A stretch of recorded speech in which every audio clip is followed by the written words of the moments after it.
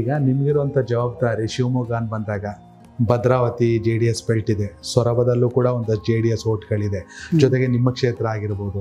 2028ಕ್ಕೆ ಸಂಘಟನೆ ಹೇಗಿದೆ? ಎಷ್ಟು ಕ್ಷೇತ್ರ ಗೆಲ್ಲಬೇಕು ಶಿವಮೊಗ್ಗದಲ್ಲಿ ಅಂತ? ಶಿವಮೊಗ್ಗದಲ್ಲಿ ಎಷ್ಟು ಕ್ಷೇತ್ರ ಅಂತ ನಾವು ನೋಡ್ತಾನೆ ಇದ್ದೀರಲ್ಲ.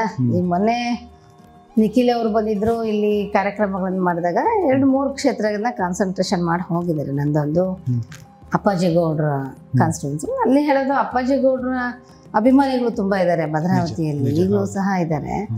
ಯಾಕಂದರೆ ಅವರು ಸಹ ಬಡವರ ಮಧ್ಯಕ್ಕೆ ಇದ್ದು ಕೆಲಸ ಮಾಡಿರ್ತಕ್ಕಂಥ ವ್ಯಕ್ತಿ, ಅವರ ಧ್ವನಿಯಾಗಿ ಕೆಲಸ ಮಾಡಿರ್ತಕ್ಕಂಥ ವ್ಯಕ್ತಿ. ಆ ಹಿನ್ನೆಲೆಯಲ್ಲಿ ಅವರು ಕಳೆದ ಬಾರನೇ ಸ್ವಲ್ಪ ಅಂತರದಲ್ಲಿ ಅವರು ಸೋಲನ್ನು ಕಂಡಿರೋದ್ರಿಂದ ಆ ಕ್ಷೇತ್ರದ ಅದು ಅನುಕಂಪ ಸಹಜವಾಗಿ ಇರುತ್ತೆ. ಮತ್ತು ಅಪ್ಪಾಜಿಗೌಡರ ಹೆಸರು ಉಳಿಸ್ಬೇಕು ಅನ್ನೋ ಅಭಿಮಾನಿಗಳು, ಜನ ವೋಟರ್ಸ್ ಇದ್ದಾರೆ.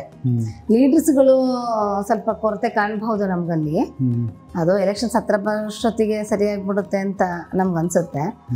ಬಟ್ ವೋಟರ್ಸ್ ಅಂತೂ ಅಲ್ಲಿ ಇವತ್ತು ಶಾರದಾ ಅಪ್ಪಾಜಿ ಅವ್ರ ಜೊತೆಗೆ ಇದ್ದಾರೆ, ಇನ್ನರಾಗಿ ಇದ್ದಾರೆ. ಈಗೆಲ್ಲ ಟೆಕ್ನಾಲಜಿ ಚೇಂಜ್ ಆಗ್ತಿದೆ, ಮೊಬೈಲಲ್ಲಿ ನೋಂದಣಿ ಅಭಿಯಾನ ಎಷ್ಟು ಪ್ಲಸ್ ಆಗುತ್ತೆ ಅನ್ಸುತ್ತೆ ಇದು ಜನರೊಂದಿಗೆ ಜನತಾದಳ ಕಾರ್ಯಕ್ರಮ? ಅಲ್ಲ ಸರ್, ಇದು ಒಂಥರ ಒಳ್ಳೇದೇ ಕಾರ್ಯಕ್ರಮ ಮಾಡ್ತಿರೋದು. ಕ್ಷೇತ್ರಗಳಿಗೆ ನಿಖಿಲ್ ಹೋಗಿ ಭೇಟಿ ಕೊಡ್ತಾ ಇರೋದು, ಕಾರ್ಯಕರ್ತರನ್ನ ಮುಟ್ಟಿ ಮಾತಾಡ್ತಕ್ಕಂಥದ್ದು ಇದೆಯಲ್ಲ, ಎಲ್ಲ ಒಂಥರ ಉತ್ಸಾಹ ತುಂಬ್ದಂಗೆ ಆಗುತ್ತೆ. ಮತ್ತು ವಿಶೇಷವಾಗಿ ನಿಖಿಲ್ ಎಲ್ಲ ಹೋಗ್ತಾರೆ, ಅಲ್ಲಿ ಯೂತ್ಸ್ ತುಂಬ ಸೇರ್ಕೋತಾ ಇದ್ದಾರೆ. ಅವ್ರನ್ನ ನೋಡ್ಬೇಕು ಅನ್ನೋ ಆಸೆ ಸಹಜ. ಸ್ಟಾರ್ ಅನ್ನೋ ಭಾವನೆಯಲ್ಲಿ ಯಾರು ನೋಡಿಲ್ಲಪ್ಪ, ನನಗೆ ನಮ್ಮ ಕ್ಷೇತ್ರದಲ್ಲಿ ಆ ಥರ ಅನ್ಸಿಲ್ಲ.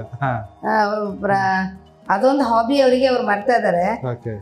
ಅದನ್ನ ನಮ್ಮ ಕ್ಷೇತ್ರದ ಜನತೆ ಸ್ಟಾರ್ ಅನ್ನೋ ಲೆಕ್ಕದಲ್ಲಿ ಅವ್ರನ್ನೇ ನಾನು ನೋಡಲಿಲ್ಲ.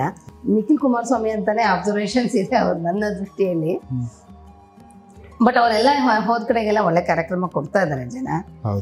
ಮತ್ತು ಪಬ್ಲಿಕ್ಸ್ ಎಲ್ಲೂ ಹೌದು, ಮತ್ತು ಜನತಾದಳದವ್ರು ಏನೋ ಒಂದು ಮಾಡ್ತಾ ಇದ್ದಾರೆ, ಓಡಾಡ್ತಾ ಇದ್ದಾರೆ, ಪಕ್ಷ ಸಂಘಟನೆ ನಡೀತಾ ಇದೆ.